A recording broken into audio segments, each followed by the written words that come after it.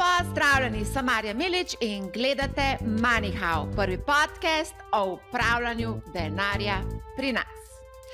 Danes bomo govorili o ESG investiranju. Ne, nisem se zmotila, ni OMG, ampak je ESG, Environmental, Social and Governance, kar v prevodu pomeni okoljski, družbeni in upravljalski vidiki investiranja. Gre za nov trend, ki ga jahajo predvsem milenici, ki želijo investirati v skladu s svojimi vrednotami, družbeno odgovorno, trajnostno, zeleno in še kako drugače. Vse to je zapakirano v ESG nalepko. Da je to vroča tema, sploh ni potrebno poudarjati. Ponuja se vse več naložbenih produktov, ki nosijo to, recimo temu etiketo ESG, sočasno pa tudi podjetja, tudi finančne inštitucije govorijo, da so na vrh prioritetnega seznama uvrstili ravno ESG usmerjenost. Govorijo o družbeno odgovornem delovanju, družinskih podjetjih, trajnosti, naravnanosti in tako dalje. Res pa je, da se v ESG da zapakirati marsikaj. Zato ne preseneča, da dvomljivci že nekako opozarjajo, da gre za nekakšen marketinški trik finančne panoge, ki želi igrati na vaša čustva in pa seveda tudi spuliti čim več evrov iz vaše denarnice. Več o ESG principih, o prednostih, slabostih, nevarnostih in priložnostih bomo govorili v prvem delu podcasta. Zaključili pa bomo z lestvico Top ESG Global Leaders. Morda boste presenečeni, katera podjetja so se znašla na vrhu te, recimo, lestvice. Preden nadaljujemo, vas vabim, da se naročite na podcast MoneyHow. Prisotni smo na vseh večjih platformah, na Apple Podcast, Spotify, Google Podcast, Castbox, Outbox, Deezer, ni, tam smo mi. Vabim pa seveda vas tudi, da se naročite na YouTube kanal. Pripravljamo kar nekaj zanimivih dogodkov in prepričana sem, da jih ne boste želeli zamuditi. Tudi MoneyHow zasleduje principe ESG. Delujemo v odprtem ekosistemu znanja businessspace.com in smo popolnoma neprofitni. Sedaj pa glas našega podpornika. Podpornik te epizode je slovenski startup Fin4Green, ki upravlja z brezplačno mobilno aplikacijo NoPrints. Ta aplikacija tiskane račune spreminja v digitalne, tako račune kot pa garancije pa lahko hranimo v oblaku, stalno sem na dosegu rok in pa vse imamo na enem mestu. Večkrat sem v epizodah MoneyHow tudi povedala, da sama uporabljam aplikacijo NoPrints. Zelo je praktična, ker lahko naložimo vse kartice trgovcev in pa seveda shranjujemo vse račune in seveda lahko sproti spremljamo, analiziramo stroške oziroma našo porabo. Vabim vas, da preizkusite aplikacijo, je brezplačna in v bistvu vas nič ne stane. O tem, kako vlagati v skladu z ESG principi, kje so priložnosti in nevarnosti tovrstnega vlaganja za male vlagatelje, se bom pogovarjala s Silvo Deželan, ki je direktorica za področje ESG na Stafford Capital Partners v Rotterdamu. Pozdravljeni! Pozdravljeni in hvala za povabilo. Z veseljem. Z ESG tematiko se ukvarjate dobrih 15 let oziroma skoraj 15 let, tudi v prejšnjih službah, prav tako na Nizozemskem in sicer v finančnih družbah Rabobank in Robeco ste bili zadolženi za področje trajnostnega in odgovornega investiranja ter implementiranja ESG principov v sklade tveganega kapitala. Ne? Ja, velja. V bistvu od leta 2007 delam na tem področju, pri čemer najprej kot analitik, eden prvih analitikov na področju Social Responsible Investing, kar je v bistvu danes podobno kot ESG Investing, ker se termin zelo široko uporablja. Potem nekaj let na banki, Rabobanka je ena največjih nizozemskih bank, na oddelku za privatno bančništvo pri izbiri finančnih produktov in od leta 2011 dalje v bistvu na področju, več ali manj na področju skladov privatnega tveganega kapitala oziroma private equity skladov. In v zadnjem letu oziroma 2020 dalje spet širše, ne samo private equity, ampak tudi infrastrukturni skladi, skladi, ki vlagajo v gozdove in tako naprej. Zanimivo. Ampak živite pa na Nizozemskem že skoraj 15 let in Nizozemska velja za zelo, recimo temu, ekološko osveščeno državo. Ali tudi vi živite zasebno v skladu z ESG principi?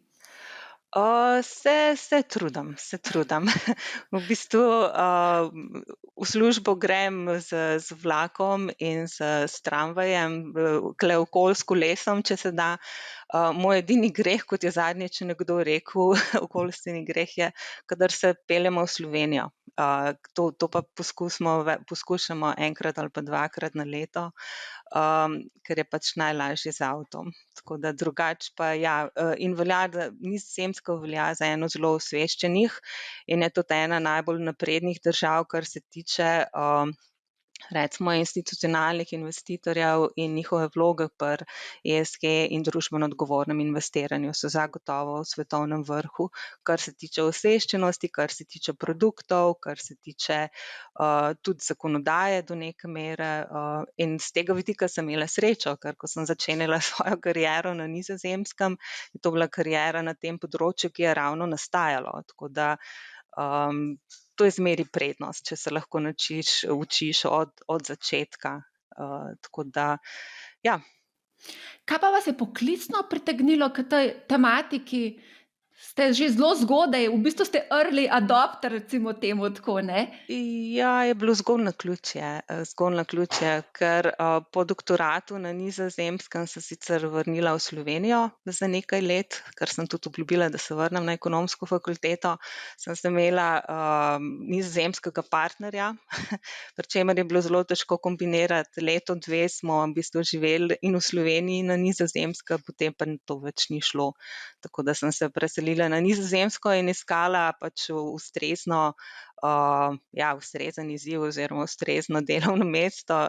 In to je bilo novo področje, na katerem so rabili ljudi, ki so imeli finančno predznanje in ki so se bili pripravljeni učiti, v bistvu učiti iz dneva v dan, ker je bilo novo področje. Tako da mene je to zanimalo, pa se mi zdi tudi, glede na to, kje in kako sem odrasla, v bistvu sem odrasla z velikim spoštovanjem do narave, če imaš nekaj svoje zemlje, pa delaš na njej, spoštovanje do ljudi, po moje je to v bistvu izjemno pomembno. Pa tudi ravno, ko sem končevala doktorski študij, so se pojavili prvi članki o pomenu dobrega upravljanja, governance, in kakšen vpliv ima ta na podjetja. Tako da z tega vidika vse skupaj ena kombinacija, in ko sem videla, da so pač iskali ljudi za to področje, sem se prijavila in vse ostalo je zgodovina. Zdaj smo 14-15 let dalje in stvari so se spremenile ogromno. Je pa to zdaj zelo, zelo vroča tematika, ne? Jaz temu pravim, da je to name of the game. Gre za plesišče, na katerem v bistvu profitirajo tisti, ki so všečni, ostali so na obrobju tega plesišča. Name of the game za nekoga, ki dela na tem področju že toliko časa, kakor sem jaz, za nas je to nekaj normalnega, oziroma za finančne inštitucije, za investitorje, s katerimi se pogovarjamo, je to nekaj normalnega. Iz različnih razlogov. Mislim, tukaj imamo zdaj 14-15 let, čeprav prvi finančni produkti oziroma skladi, ki bi jim lahko rekli ESG, oziroma skladi, responsible investing je bilo tudi en tak termin, so se pojavili že skoraj pred 20 leti tule na Nizozemskem. Vsak upravljalec skladov je imel en produkt, ki je bil sustainable fund.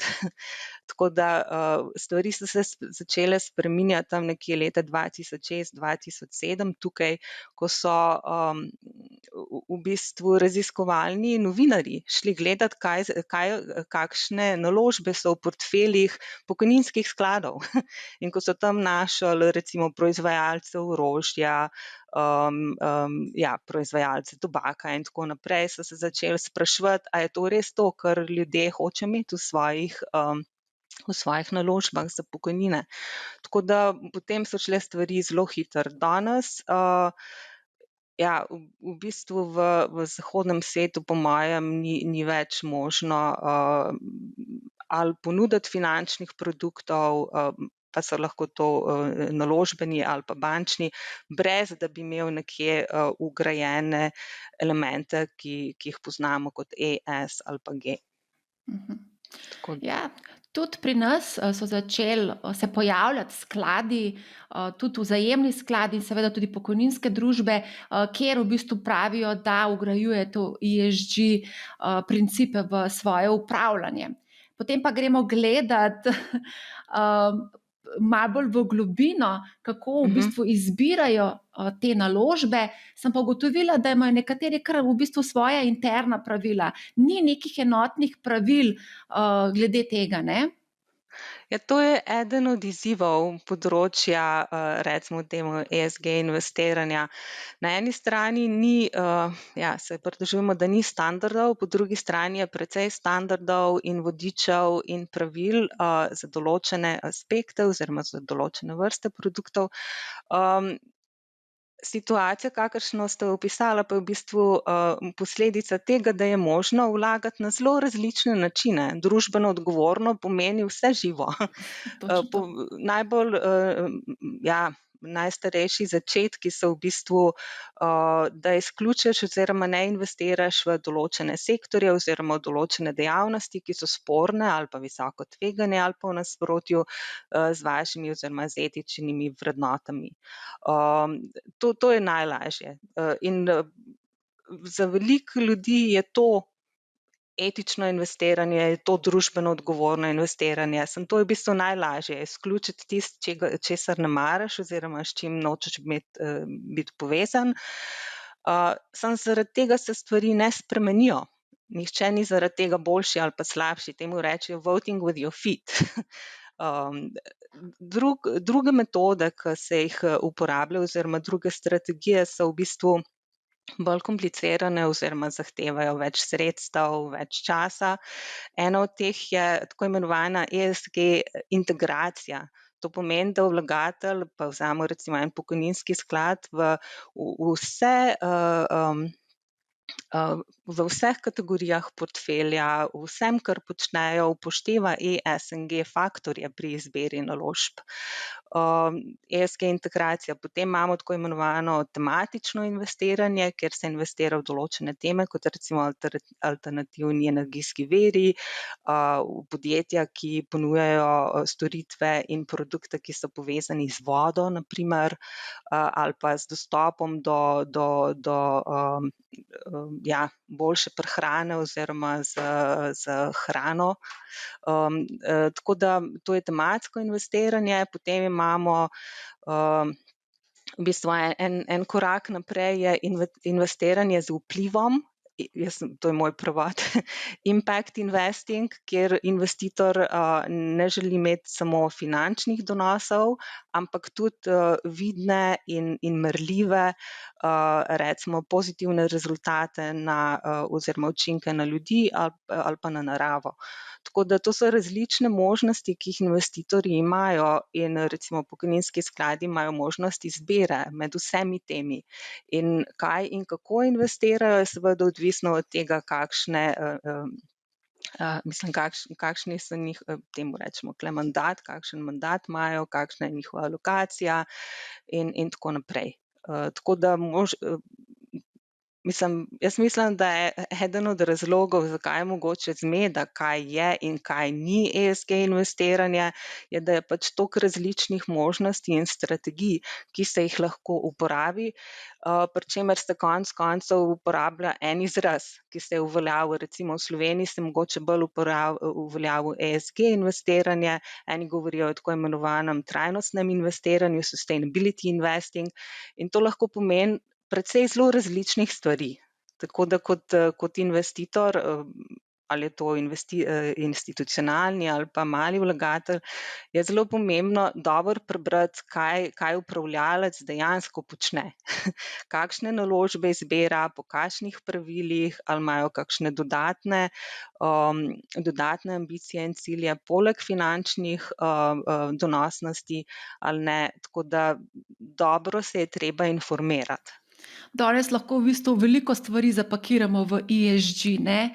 Ja, Ja. sigurno. No, ampak pojavili so se pa številni brokerji, pa tudi ponudniki podatkov, tržnih analiz, kot so Morningstar, pa MSCI, pa Bloomberg, tudi Yahoo Finance imajo neke svoje lestvice oziroma ponujajo ESG ocenjevanja, kjer rangirajo določene delnice konkretno. Koliko je zdaj v bistvu, koliko so te lestvice, koliko temeljijo koliko so verodostojne, recimo temu tako, no? Ja, za vsako lestvico oziroma rangiranjem je neka metodologija. Tako da najpomembnejše je poznati metodologijo, zato da veš, kaj recimo takšna lestvica odraža. Danes sta verjetno najpomembnejša ponudnika tako imenovanih ESG ratingov oziroma ocen Sustainalytics in MSCI ESG. V preteklosti jih je bilo več, pa so jih v bistvu pokupili, tako da je to združeno zdaj znotraj MSCI. Obstaja tudi nekaj bolj lokalnih ponudnikov, recimo v Franciji, Vigeo in tako naprej. Ampak najpomembnejše je pač poznati metodologijo. Morningstar recimo uporablja ocene od Sustainalytics in upošteva pač naložbe, katera podjetja so v določenih skladih.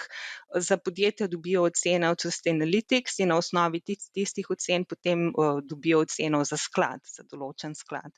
Tako da, ja, pomembno je pogledati, kakšna je metodologija oziroma kaj ocena dejansko odraža. Ti ratingi so na voljo za večja kotirajoča podjetja, ki so tudi uvrščena v te najbolj pomembne indekse, ki jih investitorji uporabljajo ali kot benchmarke ali pa kot osnovo za vlaganje v indeksne sklade ali pa ETF. Samo ogromen je podjetij, za katere ni ratingov. In jaz v bistvu zadnjih 10 let delam na področju, kjer ocen nimamo. Ker si v bistvu prisiljen iti k družbam za upravljanje oziroma private equity družbam in jih vprašati, kaj delate, kako delate, oziroma oceniti, preden vložimo v enega od njihovih skladov, in potem, ker v bistvu se zavežeš za 10 do 15 let, vsak let spremljati, kaj počnete, kako izgleda portfelj, katera podjetja ste kupili, kako ste jih ocenili, kakšna so njihova tveganja. Tako da v bistvu je največji izziv tam, kjer podatkov sploh ne moreš kupiti. Za ta kotirajoča podjetja je v bistvu relativno lahko in večinoma institucionalni investitorji banke kupujejo, so naročniki teh podatkov, nekateri na osnovi teh gradijo svoje, recimo ocene oziroma ratinge.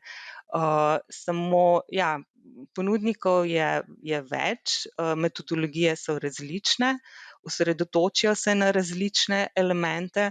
V bistvu so akademske študije, ki kažejo tudi, da so korelacije med različnimi ratingi istih podjetij relativno nizke, kar ni presenetljivo, glede na to, da ima vsak drugačno metodologijo.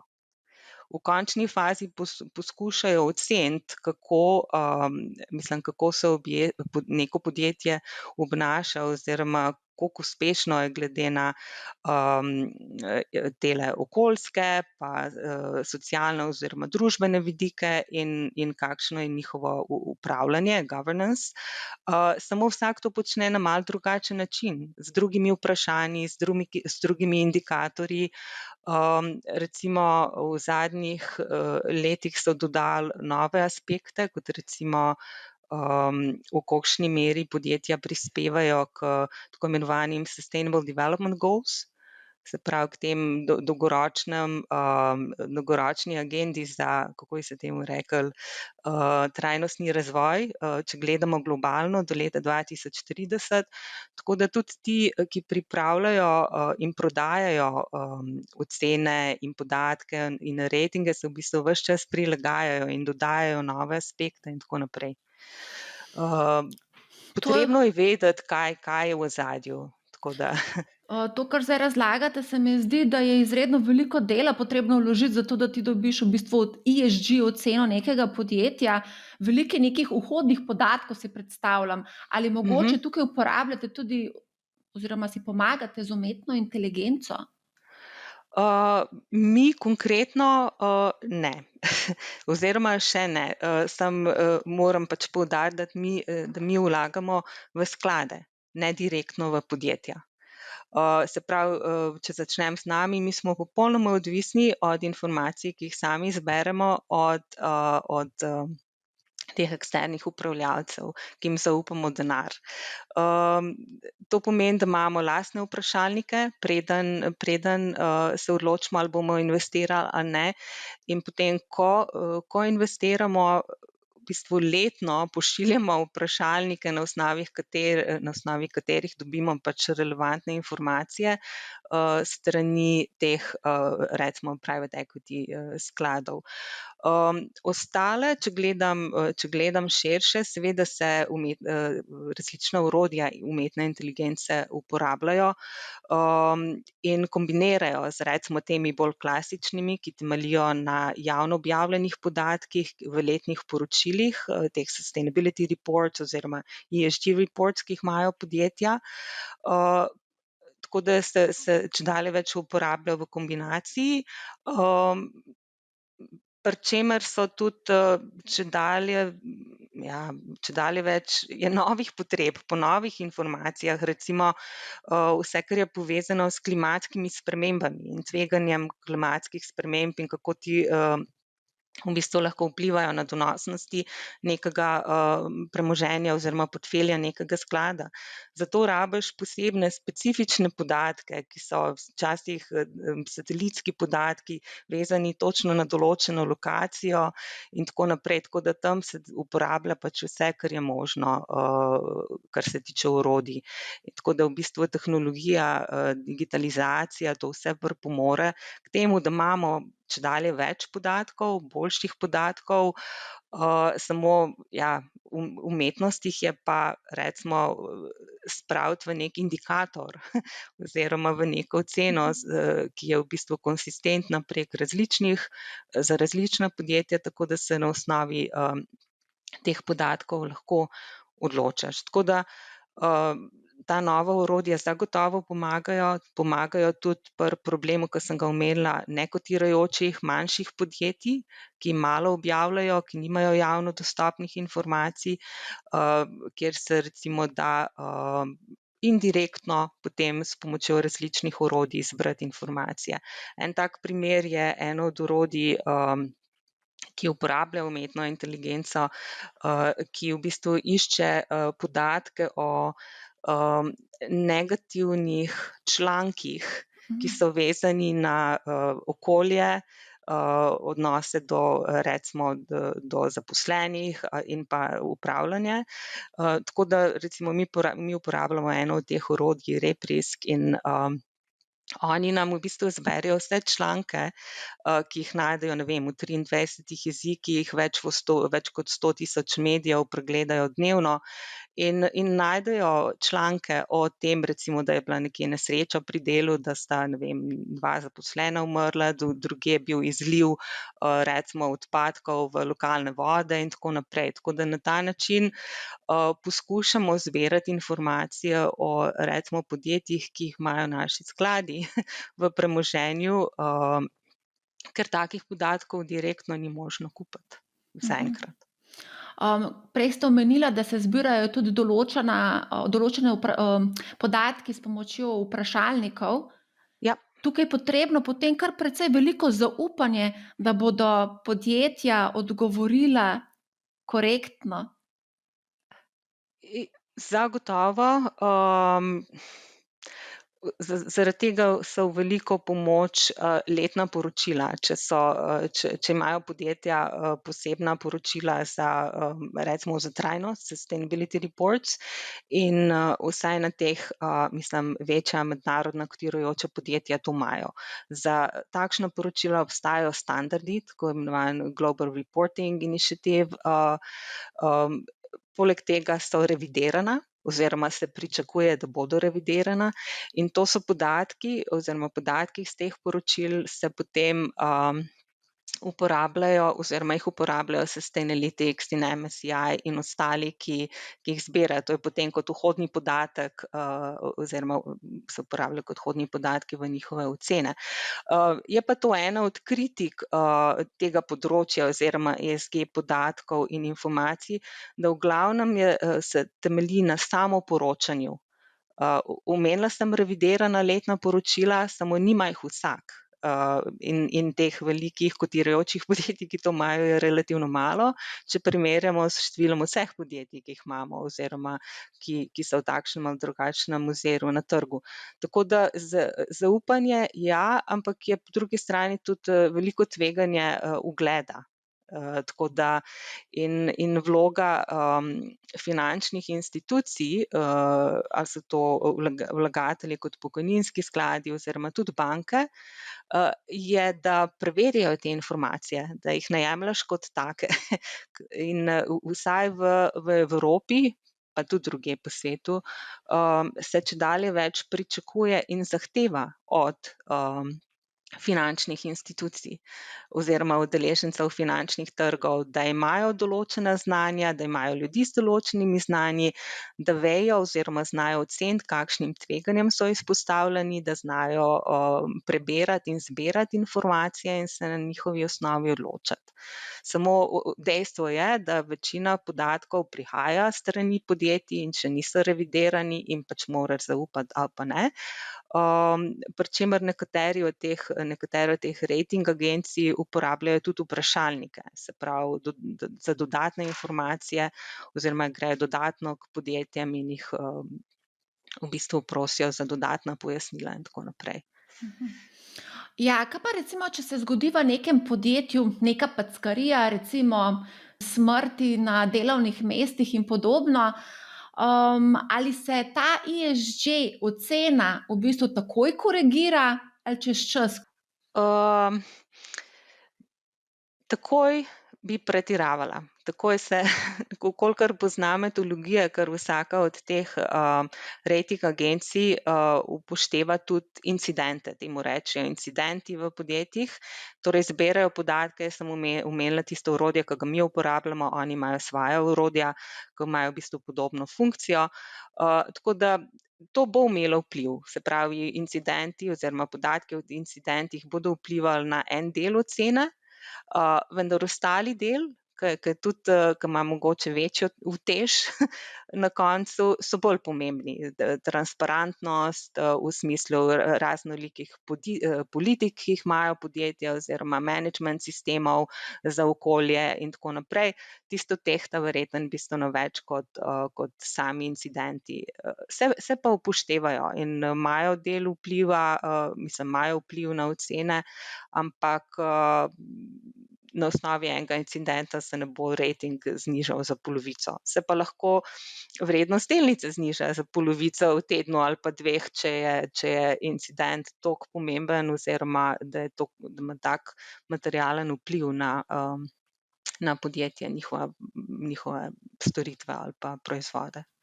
Ko sem se pripravljala na ta pogovor, nisem mogla mimo Volkswagna in Dieselgate, pa marsikdo mogoče niti ne ve, da so celo imeli nek črni fond sindikalisti, kjer so financirali razuzdane zabave in storitev prostitucije in druge stvari. In potem sem rekla, okej, grem pogledat, kakšen je njihov ESG score. In imajo kar visokega 8 od 10. Kaj zdaj to pomeni, da je Volkswagen prerojeno podjetje? Ja, v bistvu je treba pogledati spet metodologijo, kako nastane ta ocena. In Volkswagen je bil v času, mislim, takrat okrog leta 2017, ko je afera prišla ven, je bil eden izmed vodečih podjetij v sektorju med proizvajalci avtomobilov. In v bistvu to dokazuje, da ti rejtingi niso usmerjeni v prihodnost, ampak so v bistvu backward looking, kako rečem, v bistvu na osnovi poročil in podatkov iz preteklosti in tako naprej. In to je bil en takšen wake-up call tudi za ponudnike rejtingov, tako da nekateri, recimo Sustainalytics je potem dodal eno novo oceno, ki v bistvu odseva tveganje oziroma tveganost nekega podjetja znotraj sektorja in tako naprej. Samo, ja, ocene so, kakršne so odsev metodologije, drugo pa je seveda kakšna materialna škoda, kar se tiče stroškov, ki so jih imeli, kar se tiče izgube vrednosti podjetja na borzah, kar se tiče ugleda, pač tega se ne bo dalo popraviti oziroma tega ne bo nihče pozabil, čeprav ta rating tega ne odraža čisto zadosti. Je pa to bil eden pomembnih ja, kako hočemo reči, incidentov oziroma indikatorjev, da ti rejtingi niso vse. Zato še enkrat poudarjam, pomembno je pogledati, kaj je v ozadju in kaj se dejansko meri. To ne pomeni, da podjetje, ki ima najvišji rejting, nima nobenih incidentov, da ne bo imelo incidentov v prihodnje. Ne, pomeni v največjih primerih samo, da so boljši oziroma po indikatorjih, ki so upoštevani, so boljši kot njihovi kolegi v istem sektorju. Zdaj, podjetja se kar precej hvalijo, da so v skladu z ESG-jem, ne. Ali je lahko to morda tudi motiv, da skrijejo kakšno packarijo, ker pač seveda ne morejo izgubiti tega ugleda pa ves trud, ki so ga vložili v gradnjo ESG Olimpa, recimo temu tako. Jaz bi rekla, da to lahko samo kratkoročno je to možno prikriti, ker če pogledamo, mislim, koliko informacij, koliko podatkov različni deležniki oziroma stakeholderji zbirajo v podjetjih. Jaz sem omenila finančne institucije, od katerih se čedalje več pričakuje in zahteva, banke, ki financirajo ta podjetja, delničarji, institucionalni investitorji, ki so delničarji teh podjetij, potem potrošniki, stranke teh podjetij, mediji, nevladne organizacije. Saj niso samo Sustainalytics in ta MSCI ESG, ki ocenjuje ta podjetja. V bistvu jih ocenjujemo vsi, vsak dan. In pri določenih sektorjih, ki so bolj potrošniško usmerjeni oziroma imajo potrošniške dobrine, igramo mi kot potrošniki tudi pomembno vlogo. Banke imajo svojo vlogo, delničarji imajo svojo vlogo, pri čemer, če si majhen delničar, je ta zelo omejena, če si večji institucionalni vlagatelj, pa imaš možnost recimo glasovanja oziroma podajanja predlogov za glasovanje na letnih skupščinah. Vidimo, da večji institucionalni investitorji dostikrat delajo skupaj oziroma se povežejo, kadar so v dialogu recimo z večjimi podjetji, kot recimo Shell in tako naprej, so celi konzorciji institucionalnih investitorjev, ki skupaj skušajo doseči spremembe v določenih podjetjih. Tako da kot institucionalni investitor imaš več možnosti, kot mali vlagatelj manj. Pomembno pa je seveda neko podjetje pogledati v vseh ozirih, ne samo kaj poročajo, ampak tudi kaj kažejo njihove številke, kaj kažejo drugi podatki, koliko incidentov imajo in tako naprej. Mislim, da je v današnjem času nam tudi v bistvu tehnologija ponuja toliko več transparentnosti oziroma toliko več podatkov, da je težko v bistvu skriti stvari. Ja.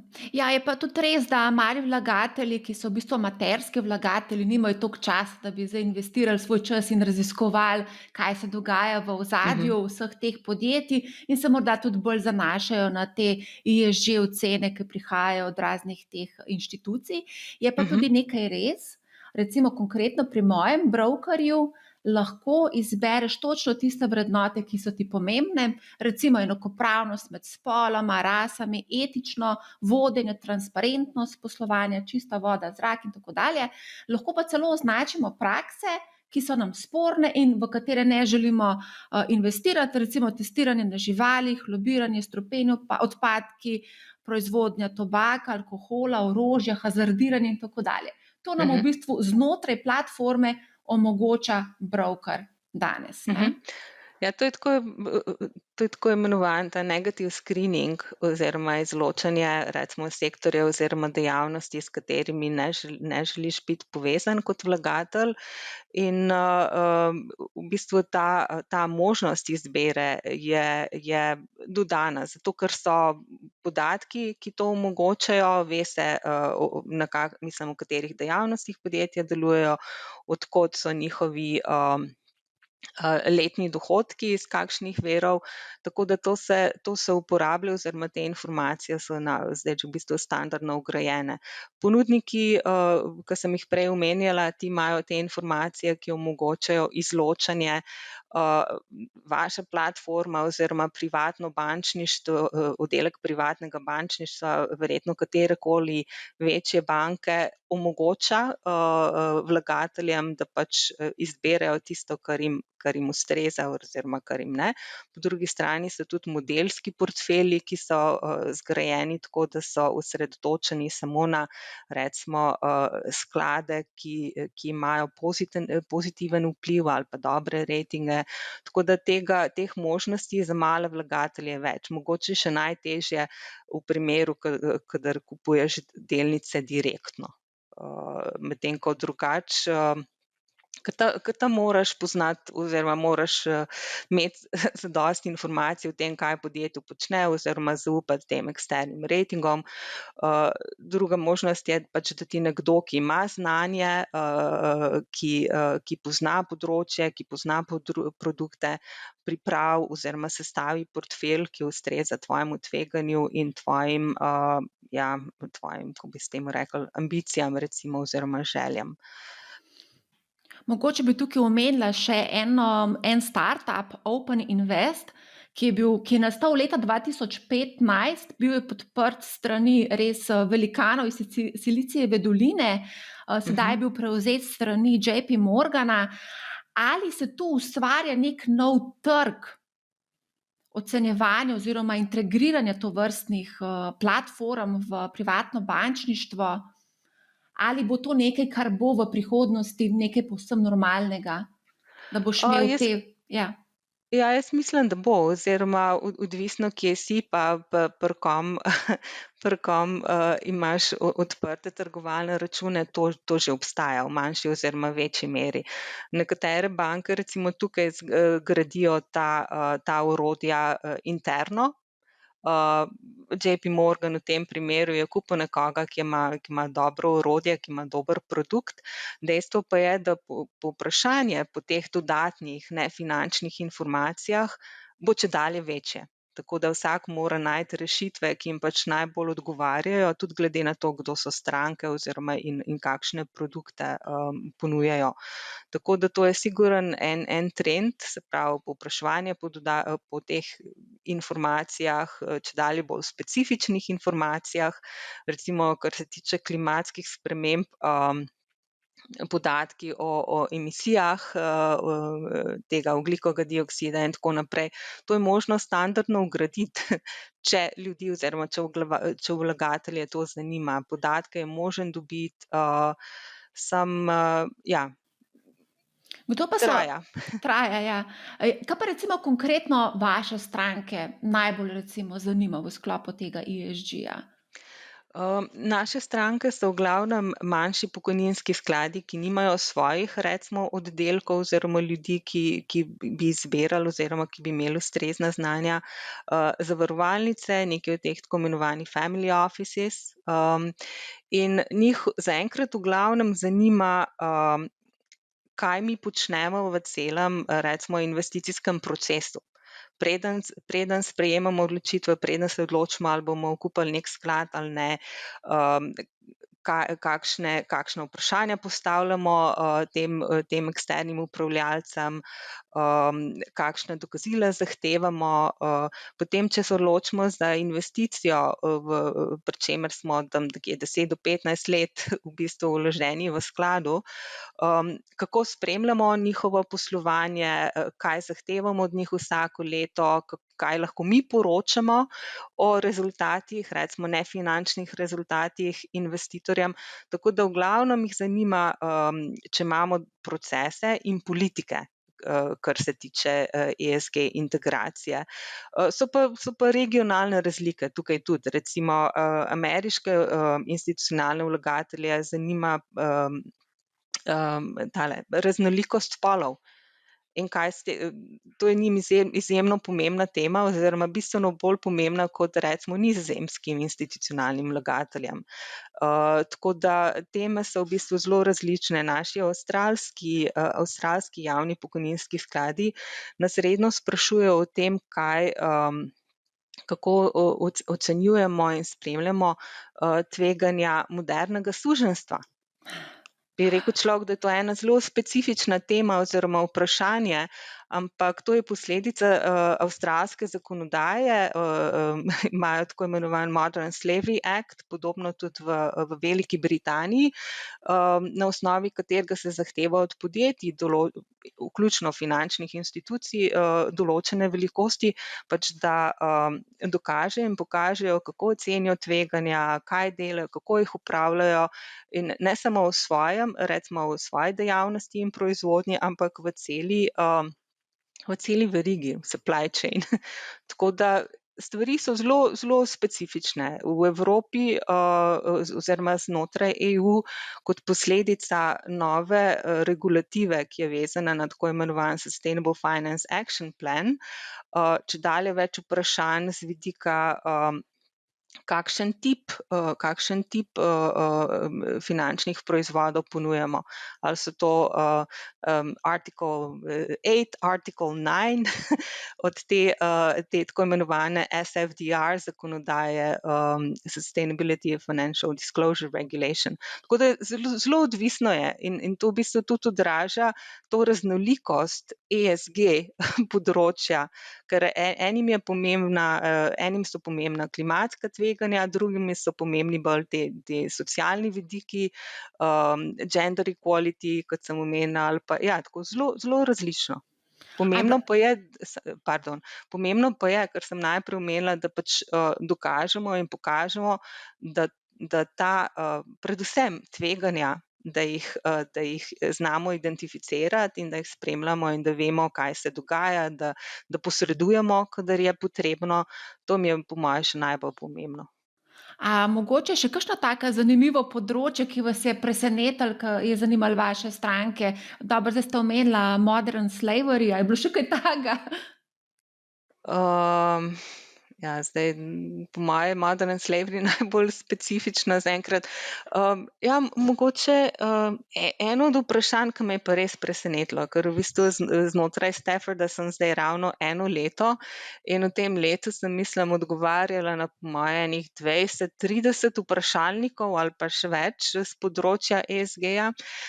Eden od angleških, pokojninskih skladov, nas je vprašal, kako naša ESG praksa vpliva na zavarovalne premije, ki jih plačujemo. Tako da Mislim, to bi bilo vprašanje za zavarovalnice, pri katerih se sklenijo zavarovanja. Tako da to me je najbolj presenetilo do zdaj, no. Medtem ko mislim, to moderno suženjstvo, to je za pričakovati, glede na to, da je zakonodaja, pač zanimivo je, da je to za druge države manj zanimivo, čeprav se tudi tam zakonodaja spreminja v precej državah. Zanimivo. Um, Zdaj, raziskave v tujini so pokazale, da tretjina milenijcev investira v skladu z ESG smernicami, 19% generacije Z, 16% pa generacija X ter samo 2% baby boomerjev. Milenijci so tisti, ki bodo podedovali res ogromno premoženja, po nekaterih ocenah je to 30 bilijonov premoženja v nekaj desetletjih. Ali lahko oni s svojimi vrednotami spremenijo tudi v bistvu pogled na investiranje? Jaz mislim, da lahko in se tudi pričakuje od njih, da bodo. Kdaj bodo in kako bodo, je drugo vprašanje. Jaz mislim, da zaenkrat so, oziroma moram tako reči, zaenkrat milenijci niso tisti, ki sprejemajo pomembne investicijske odločitve v teh največjih, recimo javnih pokojninskih skladih in zavarovalnicah in tako naprej. Se pravi, da dokler milenijci ne pridejo v te položaje, kjer bodo dejansko imeli možnost izbirati in odločati, kako bodo izgledali portfelji teh velikih institucionalnih investitorjev, se stvari ne bodo zelo hitro spremenile, se pa to pričakuje, da bodo svoje vrednote v bistvu prevedli tudi v svoje delo in v svoje profesionalno delo in tudi v to, kako vlagajo oziroma nalagajo. Stvari se hitreje spreminjajo pri drugih tipih vlagateljev, tako imenovane family offices, ne vem, kako se to reče po slovensko, kjer se pač stvari hitreje lahko spreminjajo, kjer se nova generacija odloči, da bo pač vlagala drugače premoženje, družine in tako naprej. Pri teh večjih institucijah bo pa po moje to malo dlje trajalo. Je pa zagotovo veliko, kako bi se reklo temu, breme na plečih milenijcev, ker se pričakuje, da bodo stvari delali drugače. Ja, zanimivo mi je bilo tudi to, v prejšnji epizodi Money House smo govorili o zaposlovanju in pač trgu dela in je pokazala ena raziskava, da kar 40% anketirancev ne želi delati v podjetjih, ki niso ekološko osveščena. Ja, to me ne preseneti, ker v bistvu eden od razlogov, zakaj so recimo private equity skladi začeli upoštevati ES in G faktorje, ker ne veljajo za najbolj osveščene, veljajo za res mainstream finance, imajo še kakšne druge stvari, ki sodijo ki so del njihovega ugleda. Samo eden od pomembnih razlogov, zakaj so oni začeli spreminjati, je to, da pač želijo privabiti najboljše ljudi, se pravi najboljše talente in to so milenijci in mlajši, ki so jim ti aspekti čedalje bolj pomembni. Se pravi, podjetja so se začela zavedati, da bodo mogoče imele probleme pri privabljanju talentov v prihodnje, če pač ne bodo delovala osveščeno oziroma če ne bodo tako imenovano future proof. In to je lahko pomemben razlog, poleg drugih razlogov, ki sem jih omenjala. Omenjala sem zakonodajo, omenjala sem institucionalne investitorje, banke so pomemben faktor, recimo, zakaj se podjetja spreminjajo oziroma zakaj izboljšujejo določene aspekte. Samo delovna sila oziroma privabiti ustrezne talente v prihodnje je gotovo eden od pomembnih razlogov. Zdaj, ko ste omenila banke, menda, da se bankam ponuja v navednicah tudi nek odpustek pri temule regulatornem kapitalu, vkolikor bodo financirali bolj zelene, dajali posojila bolj zelenim podjetjem. Ja. Zaenkrat se o tem še razpravlja. Mislim, da je Evropska komisija ravno naložila tej EBI, European Banking Authority, da mislim do leta 2023 razišče, kako različna tveganja vplivajo na recimo zahtevan kapital oziroma kapitalske zahteve. Nekaj se je omenilo, da so mogoče hipotekarna posojila prva, pri katerih bi ta odpustek recimo bil možen, kar v bistvu ni toliko nenavadno, glede na to, da pač, če imaš ti hišo oziroma stanovanje, ki je bolj izolirano, ki manj energije porablja in tako naprej, je to nižje tveganje z vidika banke, ker če so prisiljeni prodati to nepremičnino, bo vredna več na trgu. Tako da z vidika tveganj je tukaj je v bistvu možno to razložiti. Zaenkrat to še ni gotovo, se pa pripravlja, ker če se vsi strinjamo, da so recimo ESG tveganja relevantna in materialna, ja, potem jih je treba upoštevati tudi pri zahtevah, ki so odvisna od teh tveganj in izpostavljenost tem tveganjem.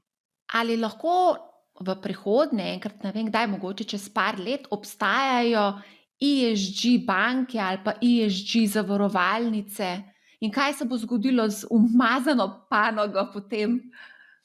Ja, že obstajajo. V bistvu tako imenovane zelene banke, green banks, mislim, da jih je bilo po podatkih tam konec leta 2020, jih je bilo 27 že ustanovljenih, precej več v pripravi oziroma ustanavljanju, tako da to je realnost v določenih, recimo v določenih okoljih oziroma državah. Včasih je to kombinacija javnega denarja ali pa recimo državnih spodbud in privatnega denarja, ampak že obstajajo. Po drugi strani te tako imenovane ESG banke, jih tukaj tudi poznamo na Nizozemskem. To so v bistvu, jaz bi rekla, bolj posebne banke, niša na trgu, ki v bistvu financirajo samo podjetja in projekte, ki ustrezajo njihovim strogim kriterijem. Ti kriteriji so pa v bistvu usklajeni s tem trajnostnim razvojem. Tukaj imamo dva primera, Triodos banka je ena, ASN banka je tudi ena, samo to so relativno majhne banke, ki so osredotočene samo na področja, ki so po njihovem mnenju ESG proof, bi človek rekel.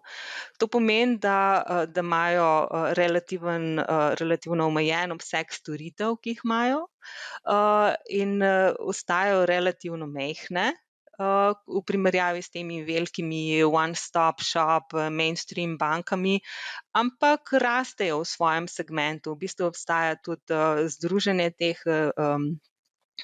values-based bank in tako naprej. Ta segment raste, samo v primerjavi recimo s celotnim trgom ostaja relativno majhen. In mogoče je to tudi ena stvar, ki bi jo rada poudarila. Katerekoli indikatorje pogledamo, recimo prilivi v ESG sklade, prilivi v ETF sklade, ki temeljijo na nekih ESG indeksih, število teh skladov, število finančnih institucij, ki so se zavezale k določenim principom, kot recimo UN Principles for Responsible Investing. Te številke rastejo, če gledamo to grafično, izgleda, kot da vse eksponentno raste. Samo moramo se pa zavedati, če pogledamo obseg teh trgov v primerjavi s celotnim trgom, je to še zmeraj relativno majhen del, mogoče 1%, 2%, mogoče malo več. Tako da trendi so pozitivni. Stvari se izboljšujejo. V Evropski uniji pomaga zakonodaja ogromen in regulativa, da se stvari spreminjajo. Samo v bistvu moramo poskrbeti vsi skupaj, da tistih 90 ali pa 95 ali pa 99% da se tisti začnejo spreminjati, da se tam pri običajnih storitvah, pri običajnih recimo skladih oziroma finančnih proizvodih, ki nimajo ESG v imenu, da se tam stvari začnejo tudi spreminjati. To je v bistvu izziv, če hočemo v prihodnosti govoriti o tako imenovanih trajnostnih financah, v trajnostnem finančnem sistemu. V bistvu je treba spreminjati tam, kjer so stvari, tam, kjer je masa, tam, kjer je. Tako da to je izziv, ampak na srečo se stvari spreminjajo, recimo ta evropska ravno ta nova evropska strategija za trajnostne finance, ki se je pred nekaj dnevi oznano Sustainable Finance Action Plan izpred 3 let in tako naprej. Te stvari pomagajo, da se stvari spreminjajo hitreje. Omenila ste ETF-e. V EU kotira skoraj 150 različnih ETF-ov, ki so skladni z nekimi ESG principi. Na kaj mora biti mali vlagatelj pozoren, ko pregleduje vse te ETF-e, ki imajo ESG nalepko? Ja, mislim, da jih je skupaj po enem poročilu UNCTAD konec 2020, mislim, da je bilo več kot 500 ETF-ov, ki so imeli sustainability ali pa ESG globalno. Globalno, aha, ja. Ja. To je, mislim, raznolikost je odziv tistih različnih strategij, ki sem jih omenila na začetku. Nekateri od teh ETF-ov verjetno samo izključujejo določene sektorje, drugi so osredotočeni na podjetja v določenih sektorjih, ki jih smatramo, da so skladna s trajnostnim razvojem, tako kot na primer alternativni energijski viri in podobno. Tretji indeksi so spet lahko na bazi oziroma na osnovi ratingov, tako da izberejo samo podjetja, ki imajo najvišji rating po določeni metodologiji. En cel kup je novih indeksov, na osnovi katerih so ETF produkti, ki so tako imenovani low carbon oziroma pri katerih so podjetja z relativno nizkimi emisijami ogljikovega dioksida in tako naprej. Pomembno je gledati, kako je sestavljen indeks, ki je osnova za izbiro podjetij v določenem ETF-u. Se pravi, če gremo nazaj na najin pogovor, metodologija. Se pravi, razumeti, kaj pomeni ESG, pomeni to do določenih sektorjev, tam ni pomeni to, da so tam samo podjetja, recimo z nizkim CO2 emisijami ali nekaj tretjega. No, zdaj, ko govoriva o varovanju okolja, tudi omenjate, to področje je kar spolitizirano, se mi zdi, tudi pri nas trenutno aktualen primer je referendum o vodah. Kako se v bistvu ocenjuje politično tveganje sprememb zakonodaj? Nekatere vlade so bolj, druge manj naklonjene zeleni politiki, samo spomnimo se Trumpa konkretno. Politična tveganja oziroma tveganja spremembe regulative se upoštevajo oziroma ocenjujejo pri vseh investicijskih odločitvah. Tukaj so samo specifična, ker so recimo vezana na okolje oziroma na določene spremembe. Imeli smo primere recimo v teh južnih državah Evrope oziroma sredozemskih, kot je Španija, s subvencijami za alternativne vire, ki so imele ogromno negativnih učinkov na vlagatelje, ki so pač računali, da bodo subvencije trajale dlje časa in tako naprej. Se pravi, politika ima precej vpliva. Primer Trumpa, Trump je poskušal precej stvari zaustaviti, ampak na srečo so lokalne države oziroma zvezne države kot Kalifornija, New York in podobne so pač svojo lokalno regulativo lahko dosegle oziroma postavljale kriterije, ki so bistveno strožji, kar jim omogoča v bistvu stvari spremeniti in tako naprej. Se pravi, politika ima vlogo, samo včasih je možno od spodaj navzgor stvari vseeno spreminjati, tudi če je v bistvu negativna politična klima, to ne ustavlja podjetij, da se spreminjajo, to ne ustavlja vseh drugih deležnikov, ki sem jih prej omenila. Samo en moteči faktor je potem, ki stvari pač včasih začasno, včasih manj dlje časa zavleče oziroma zaustavi, samo stvari se spreminjajo in določenih teh trendov mislim, da ni več možno zaustaviti. Tudi osveščenost ljudi se spreminja oziroma je toliko boljša, da zagotovo pripomore k tem spremembam.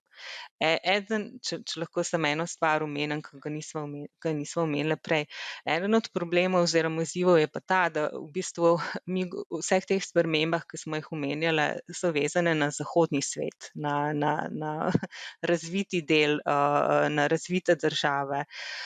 Izziv je seveda drug del, v katerem, ki se spopada z drugačnimi težavami, bolj eksistenčnimi težavami, o svet in podjetja, o katerih vemo bistveno manj, o katerih je bistveno manj informacij na voljo, bistveno manj teh letnih poročil, ki imajo nefinančne podatke in tako naprej. Se pravi, izziv je tudi, kako tisti del sveta spremeniti oziroma kako tistemu delu pomagati, da se pač tem spremembam, ki so nujne, recimo kot odziv na klimatska tveganja, da se to da uresničiti. Govora je verjetno tudi o Kitajski tukaj, ne? Kitajska ni ravno zgledna z tega ESG področja, sploh stališča človekovih pravic, ne? Tudi zdaj zadnja afera, ko so poskušali nekako vplivati na Didi, to je ta transportna platforma, ki je poskušala kotirati v ZDA. Ja, Kitajska je v bistvu del tega, recimo, področja, ki sem ga prej omenila, ne toliko nerazvita, ampak bolj netransparentna. Bistveno manj informacij, samo po drugi strani ogromne priložnosti, tudi naložbene priložnosti, tako da pač vsak investitor mora pretehtati tveganja glede na pričakovane donose, in je pa možno stvari tudi. Mislim, če hočeš imeti Kitajsko v portfelju kot del tega razpršenega portfelja, je možno se tudi osredotočiti recimo na kitajska podjetja, ki imajo storitve in proizvode, ki pozitivno vplivajo na recimo na okolje ali pa na ljudi. Tako da, kar se tiče teh inovativnih, recimo bolj inovativna podjetja, mislim, da bilo je precej v portfeljih institucionalnih investitorjev je bilo precej kitajskih podjetij, ki so proizvajala te sončne celice oziroma panele v začetku. Tako da na ta način se nekje recimo nevtralizira vse deloma vse ostale težave in dodatna tveganja, ki pa seveda obstajajo in so tudi širši del političnih tveganj, kolikor se odločiš, da vlagaš v tistih delih sveta. Ja, kaj pa bo se zgodilo z umazanimi panogami, recimo naftno, kemično, surovinsko, rudniki, kaj bo s tem? Ne paše v noben del ESG-ja. To je dobro retorično vprašanje, kaj bo s tem? Še posebej, kaj bo s tem, če želimo, mislim, kot del tranzicije na te tako imenovani low carbon, na to novo ekonomijo. Ja, so del problema, samo zaenkrat so še zmeraj pomemben del ekonomije, mislim, še zmeraj večina od nas vozi avte, ki imajo bencinski motor, tako da zato je pomembno razmišljati o tranziciji. Tudi ta evropska strategija in Green Deal je v bistvu zelo pomembna v tem oziru, ker če želimo imeti oziroma biti del ekonomije, ki je bolj okolju prijazna, ki bo omogočala življenje na Zemlji še naslednjih 100 let ali 200 let in tako naprej, se stvari morajo spremeniti. Samo kako? Ja, tranzicija, recimo en primer je, en dober primer se mi zdi je iniciativa institucionalnih vlagateljev znotraj tako imenovane Climate 100+ skupine. To so v bistvu največji pokojninski skladi in družbe za upravljanje po svetu, ki so v dialogu s 100 največjimi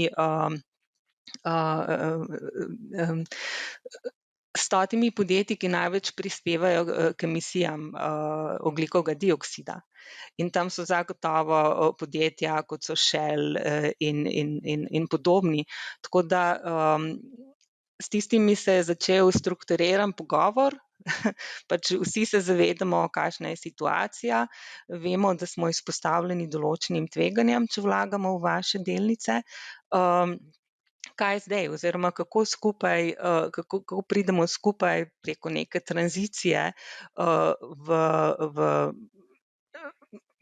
kako lahko skupaj pripeljemo oziroma pridemo recimo v neko rešitev, pri katerem bodo podjetja še zmeraj ostala oziroma lahko ostala del portfeljev, pri čemer ne bodo več odvisna samo od nafte in in to se lepo vidi pri nekaterih podjetjih iz te naftne panoge, ki se nič več ne predstavljajo kot naftna podjetja, ampak energijska podjetja. Ker pač morajo svoj miks spremeniti, če hočejo biti čez 100 let še zmeraj v portfeljih. Tako da, ja, tranzicija, počasne spremembe in v bistvu ena stvar, ki je nisem omenila, ta evropska taksonomija od Evropske unije, ki v bistvu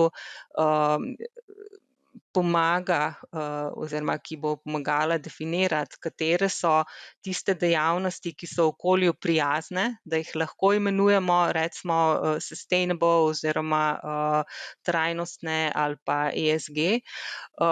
In ta transparentnost oziroma te dodatne informacije bodo po moje tudi pripomogle k temu, da se na eni strani vlagatelji zavedajo bolj, v kakšnih podjetjih so, kakšnim tveganjem so izpostavljeni, če se tega do zdaj niso zavedali, po drugi strani pa tudi dodaten pritisk na podjetja, ker mogoče nafta je en dober primer, za druge panoge to še ni toliko očitno, ampak čedalje več se naložbe v vse, kar je povezano z nafto oziroma s fosilnimi gorivi, se vidi kot neko dodatno tveganje tako imenovanih stranded asset. Vrednost teh naložb bo mogoče padla ogromno zaradi tega, ker nafte ne bomo več hoteli imeti, če bomo vsi vozili električne avte in tako naprej. Tako da vlagatelji se morajo na eni strani zavedati teh dodatnih tveganj, zaradi tega se tudi grejo v akcijo, tisti, ki pač lahko aktivno delujejo. In Shell je v bistvu en dober primer. Po drugi strani, ne vem, če ste to lahko spremljali, mislim, 2 tedna nazaj je sodišče v Hagu odločilo, da mora Shell spremeniti en kup stvari, da mora znižati emisije hitreje, kot so jih mislili in tako naprej, kot posledica akcije ene od nevladnih organizacij. Tako da jaz predstavljam institucionalne investitorje, samo še enkrat naj poudarim, da je en kup drugih skupin oziroma deležnikov, ki tukaj tudi lahko pripomorijo k spremembam. Bodo pa določene panoge in seveda z vsemi problemi zaposleni, ki so v tisti panogi, ta tranzicija bo trajala in čedalje oziroma ena od teh bolj osveščenih institucionalnih investitorjev je, kako zagotoviti pravično tranzicijo, ker vemo, da če hočemo imeti leta 2050 Evropo, ki bo nevtralna, kar se tiče teh emisij, kar pomeni bistveno manj oziroma določenih panog več ne. Kam bodo šli vsi tisti ljudje, zaposleni iz tistih panog? To je treba vse prestrukturirati in v bistvu imamo koliko, 30 let do takrat, tako da izzivov je ogromno. Zdaj, omenjeno je bilo že parkrat električni avtomobili, greva se majčkeno še pogovarjati o Elonu Musku in njegovi potezi, ko je rekel najprej, da bo bitcoin da se bo dalo z bitcoinom kupovati Teslo, potem se je čez par tednov malce premislil, ker je ugotovil, da je rudarjenje kriptovalut ekološko oporečno. A lahko kaj Energijsko. rečeva o kriptovalutah in o ESG-ju? Zaenkrat nobene povezave oziroma tako kot ne v bistvu pri drugih valutah, ne, od vlagateljev se pričakuje, da ESG faktorje upoštevajo tam, kjer se jih da in kjer jih je smiselno. Oziroma kjer obstajajo informacije, da jih lahko in tako naprej. Kriptovalute so na začetku tudi niso standardni del portfeljev, bodo tudi bolj regulirane v prihodnje, tako da zaenkrat se v kontekstu kriptovalut ne govori o ESG-ju. Mislim, Elon Musk je posebnež, ki je ogromno pripomogel, je v bistvu ta eden od teh, ki so v bistvu spremenili mobilnost oziroma svet mobilnosti in mislim, da največji prispevek Tesle je pač ta bolj okolju prijazna mobilnost, kar Elon Musk počne drugače, se da marsikaj reči o tem, tako da pustiva pri tem. Zdaj, ko smo se prvič slišali, ste rekla, da je ogromno informacij. Kako se ESG izobraziti? Recimo, to je tudi verjetno poklic prihodnosti. Videla sem, kar nekaj finančnih družb išče analitike, ki bodo znali se ukvarjati z ESG investiranjem. Kako se izobraziti? Kje dobiti informacije? Ker tlele je res poplava tega. Ja, mislim, da en pomemben dejavnik bo izobraževanje nasploh. To je dolgotrajni proces, ampak doseči, da te teme, o katerih sva se pogovarjala, postanejo del programov na srednjih šolah, osnovnih šolah, univerzah, pri poklicnih izobraževanjih, pri recimo različnih certifikatih in podobno, recimo za računovodje, za finančne analitike. In vidimo, da se stvari spreminjajo. Recimo CFA ima tradicionalno so imeli etiko oziroma etična vprašanja, kar je zdaj širše, imajo ESG izobraževanja in tako naprej. Se pravi, znotraj recimo teh bolj tradicionalnih združenjih se stvari spreminjajo. Po drugi strani je ogromen javno dostopnih informacij, recimo s področja družbeno odgovornega investiranja, v vseh možnih teh kategorijah finančnih proizvodov. Jaz bi ljudem rekla, naj grejo na spletne strani UNPRI, Principles for Responsible Investment. To je v bistvu največja, najbolj množična iniciativa investitorjev na področju družbeno odgovornega vlaganja. In PRI ima zdaj več kot 4000 članov, se pravi vse največje družbe za upravljanje, banke na svetu in tako naprej so se v bistvu obvezale, da bodo delovali v skladu s 6 principi tega PRI-ja. V glavnem, PRI ponuja ogromno vodičev, tako od video materiala do vodičev, kako vlagati družbeno odgovorno v delnice, v obveznice, v private equity sklade, za investitorje, pa tudi za ponudnike teh proizvodov.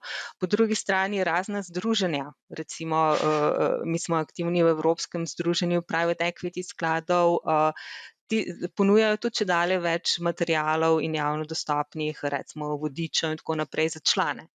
Veliko tega je tudi javno dostopno. Za Slovenijo moram priznati, da ne vem, kje bi lahko to našla. So mi pa v bistvu bivši kolegi mi včasih pošljajo stvari, tako da tudi Banka Slovenije je začela z tega področja stvari objavljati, pa verjetno še kdo drug. Samo nasploh jaz bi rekla UNPRI, tam lahko v bistvu najdeš karkoli. Super, odlično. Velja. Evo, prišli smo do konca. Silva Deželan, najlepša hvala za vse te informacije. Mislim, da smo dobili res tak zelo dober vpogled v ESG investiranje, tako da iskrena hvala. Hvala za vabilo in veliko sreče in uspeha vsem pri družbeno odgovornem vlaganju. Odlično, Srečno. hvala. Evo, prišli smo do konca oziroma do drugega dela. V uvodu sem povedala, da vam bom razkrila, kateri so top ESG Global Leaders in seveda gre za v bistvu MSCI ESG Global Leader Index. Pogledali smo znotraj tega indeksa in kaj smo ugotovili. Ja, na prvem mestu je Microsoft. Zdaj, ali lahko različne govorice povezane z ustanoviteljem Bill Gatesom, ki naj bi prestopil meje med poslovnim in zasebno sfero, ali lahko to vpliva na ESG oceno, bo pokazal čas. Kot smo slišali v podcastu, rabijo rating agencije nekaj časa, da sprocesirajo vse te novice in potem tudi korigirajo ocene. Drugo mesto, Alphabet. Večina ga pozna, oziroma seveda vsi ga poznamo kot upravljalca Googla. V indeksu je uvrščen z obema serijama delnic. No, Potem sledi vsem dobro poznana Tesla. Ravno ta teden se je Elon Musk znašel na sodišču, delničarji mu očitajo, da ni bilo ekonomskih temeljev, da bi Tesla prevzela Solar City. Kako se bo stvar spletla, bomo seveda z budnim očesom spremljali. Za Teslo sledi Nvidia. Nvidia večina ga pozna kot izdelovalca grafičnih kartic. Večina je zelo dobro poznan med gamerji, seveda pa tudi med kriptoverniki. Mogoče bi tukaj samo poudarila še enkrat to, kar smo slišali v tej epizodi podcasta. Zaenkrat ni nobenih korelacij med kriptovalutami in ESG-jem. No pa poglejmo naprej. Med ESG podjetja, ki sodijo v prej omenjeni indeks, se uvrščajo še farmacevtski gigant Johnson & Johnson. Je eden tistih, ki je razvil cepivo proti covidu.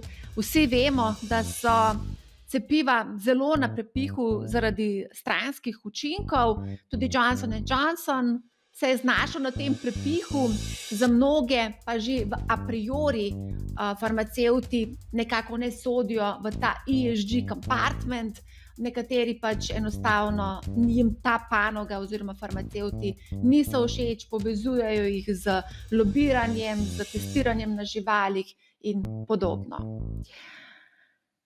V omenjenem indeksu sta prisotna seveda še procesorja plačil Visa in pa Mastercard, največji ameriški trgovec z orodjem in gradbenim materialom Home Depot in pa proizvajalec izdelkov za osebno nego Procter & Gamble. Zdaj, pogledali smo seveda tudi, kako je panožno sestavljen ta indeks in največjo utež gre seveda v IT panogi, sledita finančna in pa zdravstvo.